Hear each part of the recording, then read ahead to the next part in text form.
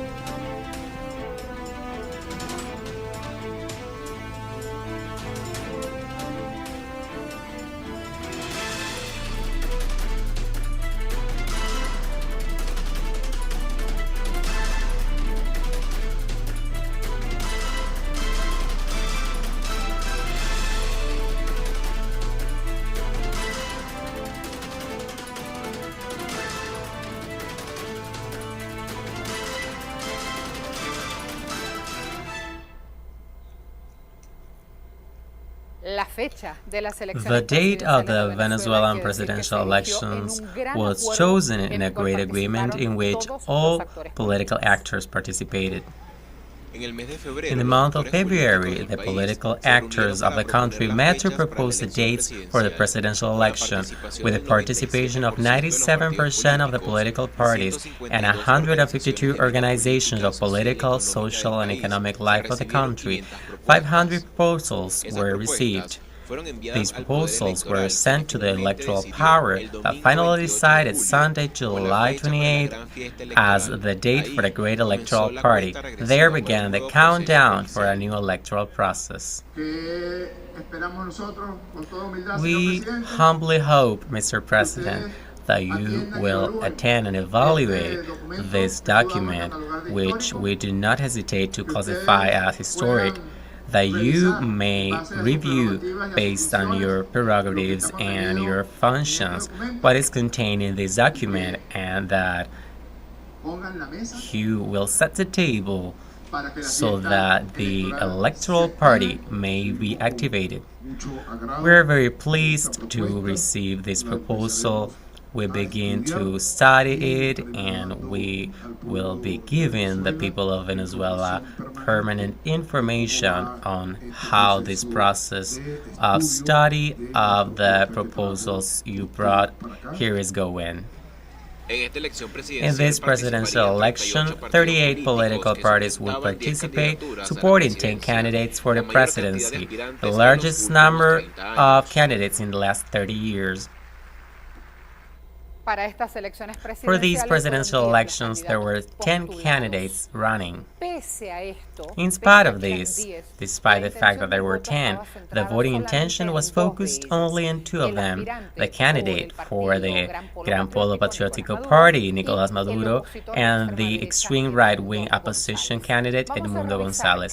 Let us review each one of them and their proposals. The first candidate, and nominated by the great patriotic Pole, Nicolás Maduro Moros, led the campaign under the slogan "Hope is in the streets."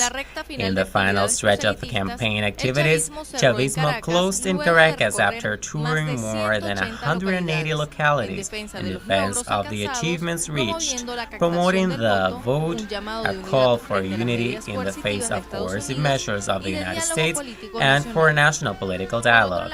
On the other hand, the candidate upstream right-wing for the so-called Democratic Unitary Platform, Edmundo González Urrutia, was characterized for being absent in most of the campaign, which were led by the extremist Maria Corina Machado. González Urrutia came from a long pause of holding public office without presenting a clear proposal for the country, but opening a new way to a process of privatization of education, health, and oil. The group of presidential aspirants included the candidate of the Hope for Change Party, Javier Bertucci, an evangelical pastor and businessman. Also running for the Democratic Action Party, Luis Eduardo Martinez, one of the longest-serving candidates in politics. At that time, he declared that violence was never the way. The candidate for the opposition party, Primero Venezuela, José Brito, maintained his campaign with criticism to the national government and at the same time rejected the imposition of coercive measures by the United States requested by the extreme right wing. We continue with Daniel Ceballos, the candidate of the Arepa movement, who presented the Arepita, a cryptocurrency that would be proposed if he became president. In allusion to the ultra-right-wing president of Argentina, Javier Milei, Ceballos used a chainsaw to interpret a supposed break with the current political parties. Antonio Ecari for the Lapis Party defined himself in his electoral campaign as a center-liberal, adding that among his government plans would be to prioritize education and national production. From the party Solutions for Venezuela, the candidate Claudio Fermin, of long political trajectory in Venezuela, presented himself in this contest with a government proposal of integration with the factors of production and as a government of amplitude. The candidate for the People Center Party, Enrique Marquez, held positions within the National Electoral Council and was an opposition parliamentarian for the UNT Party before the National Assembly.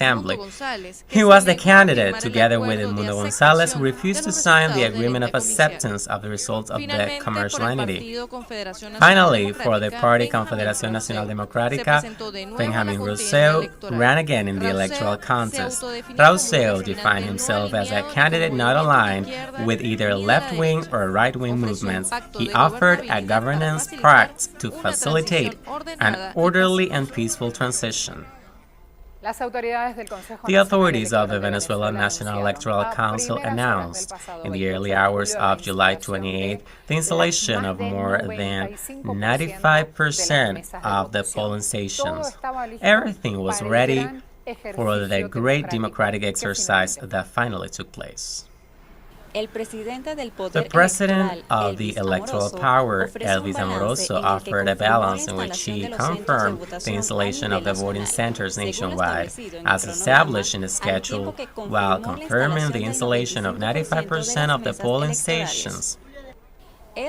Thus, the Venezuelan people participated in the electoral festivities of Sunday, July 28, and went from the early morning to the polls to express their will through the vote.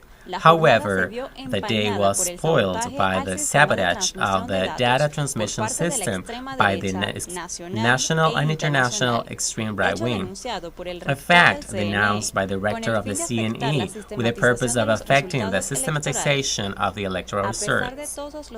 In spite of all the attacks of the extreme right wing against democracy and institutionality, the election day demonstrated their collective commitment to the defense of sovereignty, peace, and stability of the Venezuelan people. Venezuela reaffirms its electoral culture, consolidated with the arrival of the Bolivarian Revolution in 1999. Since then, 31 elections have been held in compliance with the participatory and protagonist nature of democracy, enriched in the Constitution of the Bolivarian Republic of Venezuela. These presidential elections in Venezuela, those of last July 28, had a clear winner, the candidate of the Great Patriotic Pool, Nicolás Maduro. After midnight, the electoral authorities announced President Nicolás Maduro as the winner with 51.20% of the votes, a figure equivalent to 5,530,092. He was followed by the candidate of the extreme right, Edmundo González, who obtained 4,445,978 votes. We're talking about 44% of the vote, while the rest of the opposition candidates added a little more than 4 percentage points. International observers of the Venezuelan electoral process assured that this is one of the best electoral mechanisms of the world and urged the international community to support the democratic process and to condemn the destabilization attempts made by the Venezuelan extreme right wing against the Venezuelan people. Through a communique, they express, "We congratulate the Venezuelan people for the realization of this democratic electoral process, which has been a true example of participation, civism, and transparency."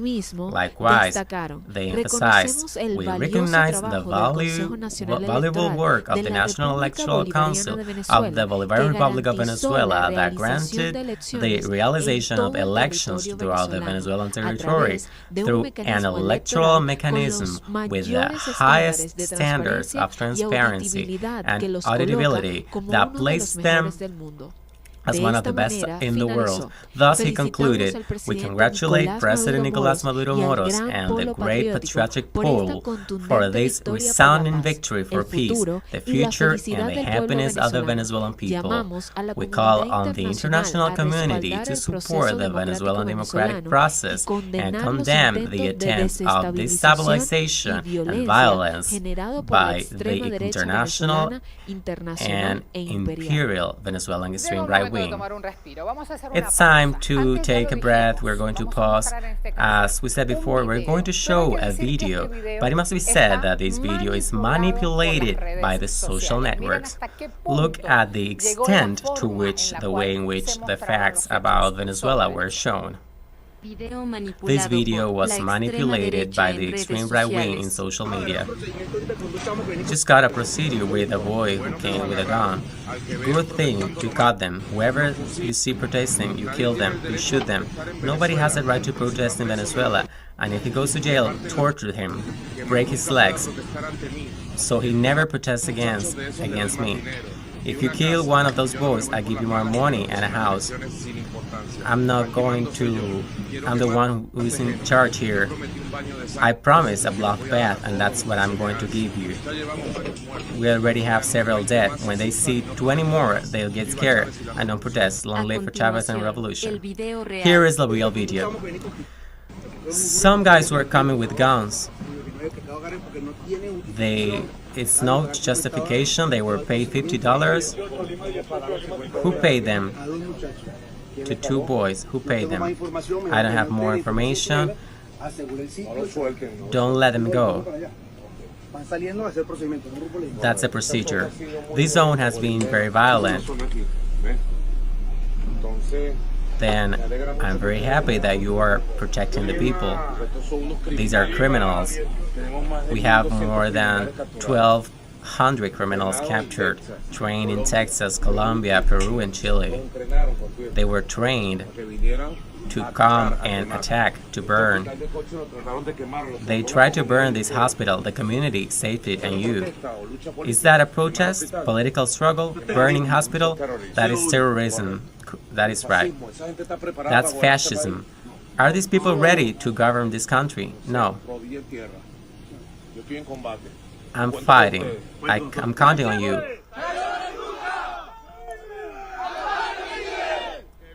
Long live the Bolivarian National Guard.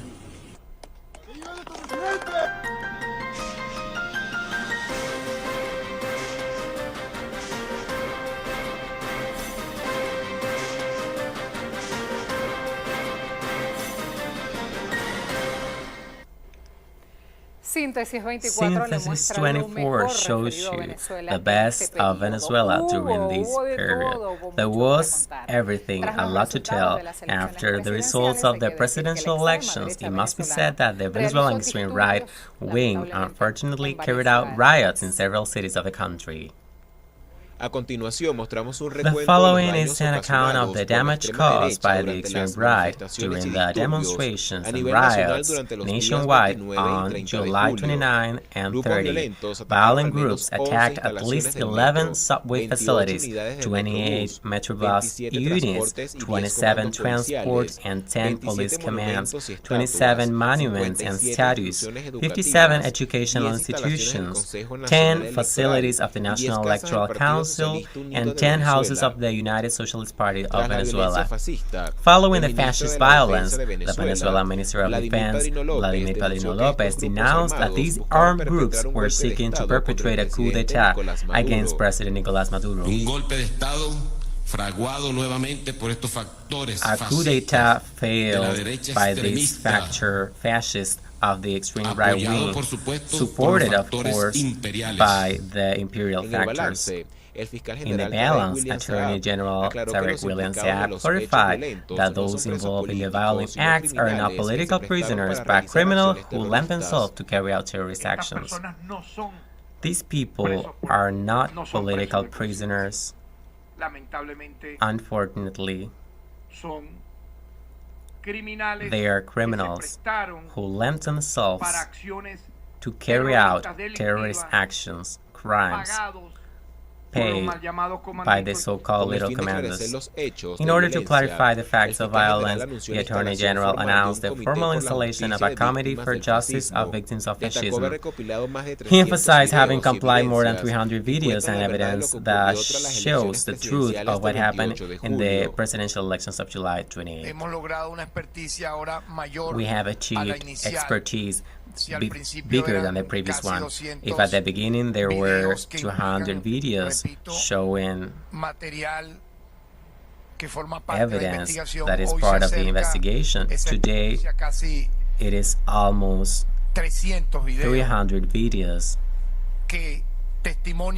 that prove what was happening. In the face of these crimes of political violence, state authorities announced that justice will be granted and the intellectual authors of these acts will be penalized. The Attorney General affirmed that those who are declared innocent by means of investigation which do not determine their criminal responsibility to go to trial will be released immediately. Following the violent acts promoted by the Venezuelan extreme right wing after July 28 election results, who refused to recognize the victory of Nicolás Maduro, before this, President Maduro showed a contentious appeal before the Supreme Court of Justice aimed at decisive results.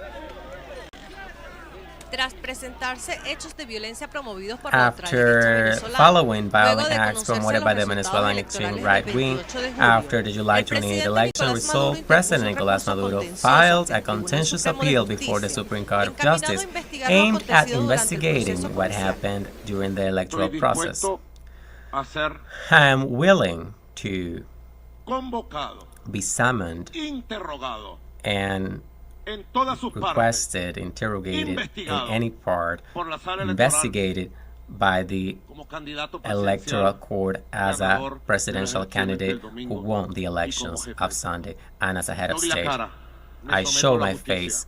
I comply justice. After the court accepted the appeal, the presidential candidates were summoned and requested the National Electoral Council to submit the documents related to the process in order to formally initiate the investigation and verification aimed at certifying the results. 9 of the 10 candidates attended the call of the highest court. 8 of them subscribed the minutes and committed themselves to contribute to the investigation to clarify everything related to the presidential election. What I ask the Supreme Court of Justice is that for the peace of the country, for the future of our nation,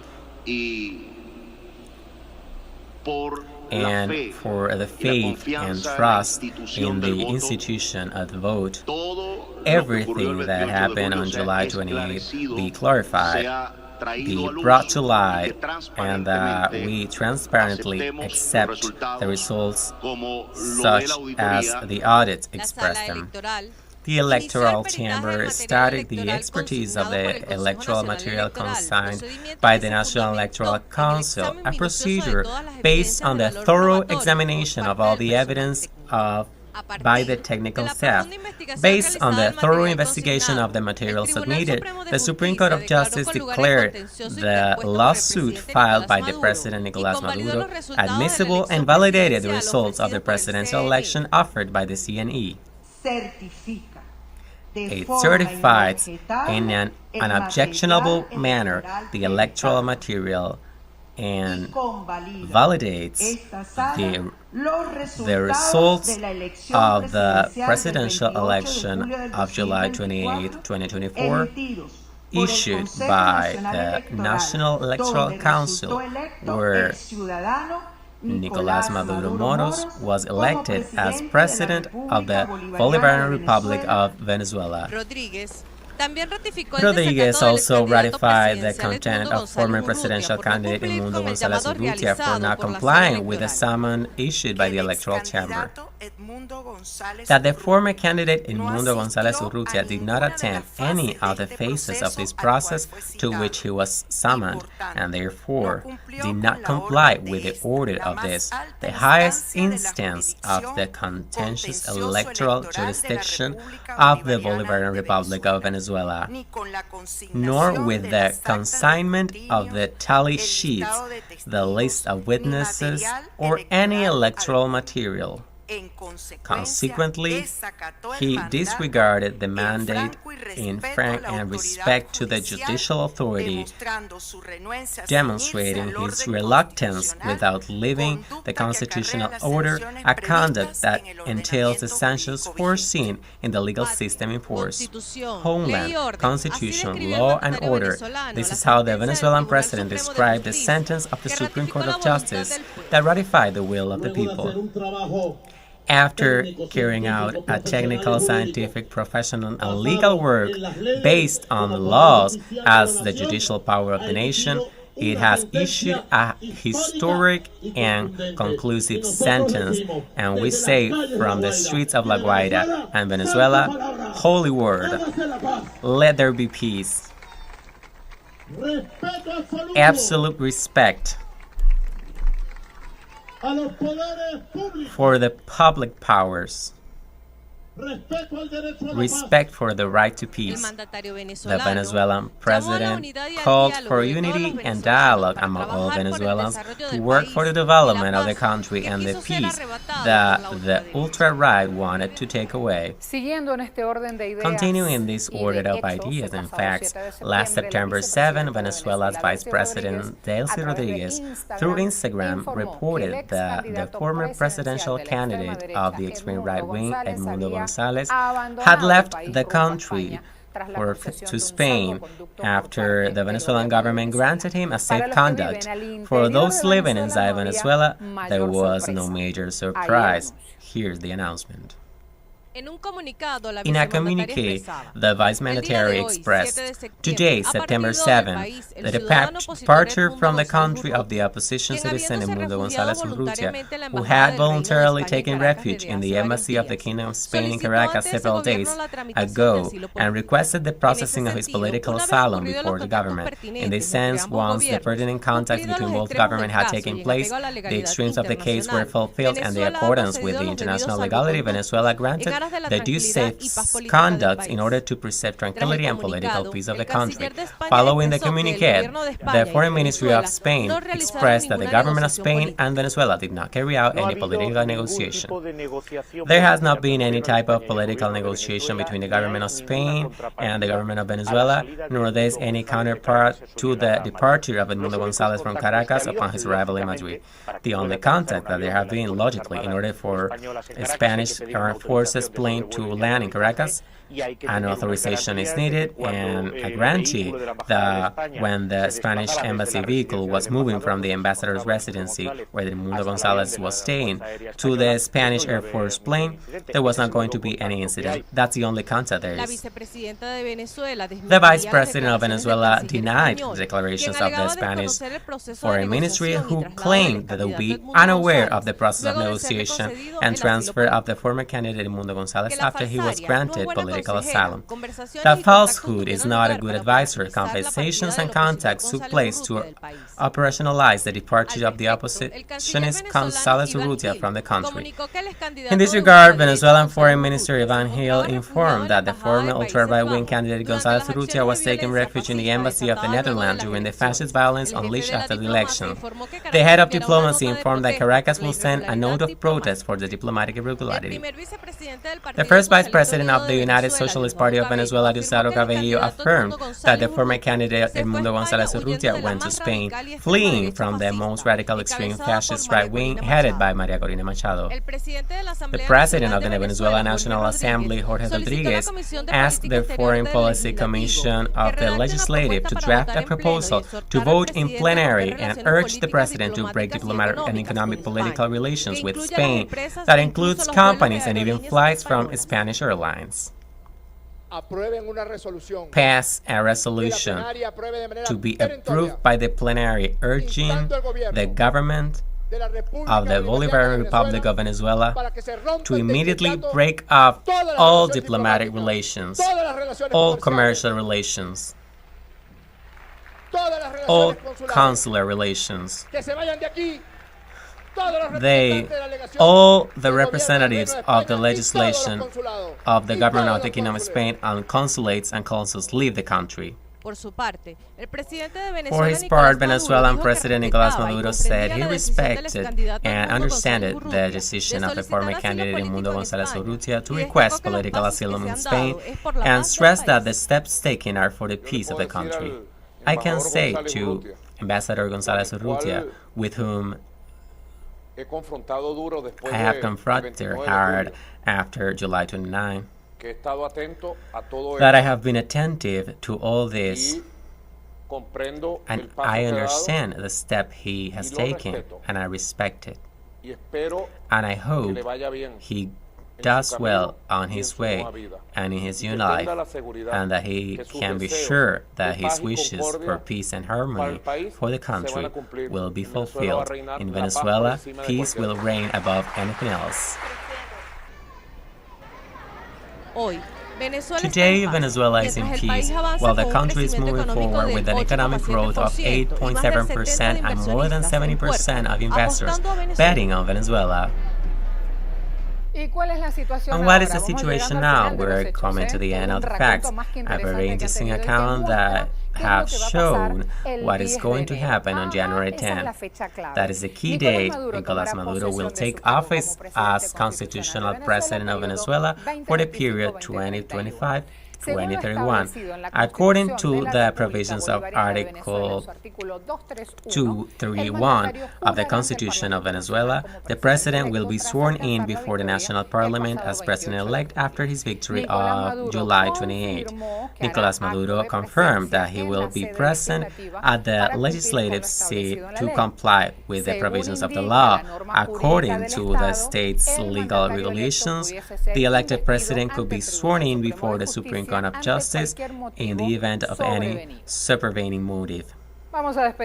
We will now say goodbye to this special program with a song that fills us with hope, drive, and joy. The song Venezuela, Hope is in the Streets. Stay tuned with teleSUR.